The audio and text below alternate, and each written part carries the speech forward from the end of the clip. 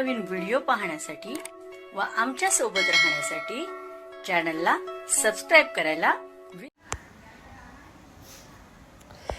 तर बघा काय बातमी आहे. राज्य शासकीय कर्मचाऱ्यांना जुनी पेन्शन लागू करण्याबाबत महाराष्ट्र राज्य जुनी पेन्शन संघटनेच्या वतीने पेन्शन राज्य महाअधिवेशन करण्यात आले.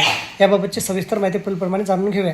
राज्यात काही दिवसांमध्ये विधानसभेच्या निवडणुका पार पडणार आहेत. त्यात भविष्यातील सरकार निवडून दिले जाणार आहेत. त्यामुळे सदर निवडणुकीमध्ये जुनी पेन्शन लागू करण्याबाबत राज्यातील विविध पक्षाची भूमिका काय असेल हे सर्व कर्मचाऱ्यांसमोर व्यक्त करण्याकरता महाराष्ट्र राज्य जुनी पेन्शन संघटनेचे पहिले पेन्शन राज्य महाअधिवेशन दिनांक 15 ऑगस्ट 2024 रोजी शिर्डी येथे आयोजित करण्यात आले होते. सदर अधिवेशनामध्ये राज्यातील सर्व पक्षांच्या प्रमुखाला निमंत्रित करण्यात आले होते. त्यांना पक्षीय भूमिकेला अनुसरून संघटनेची भूमिका ठरवण्यात येणार आहेत. सदर अधिवेशनासाठी राज्यभरातून लाखो कर्मचारी एकत्रितरित्या वोट फॉर होप्सचा संकल्प केला आहे.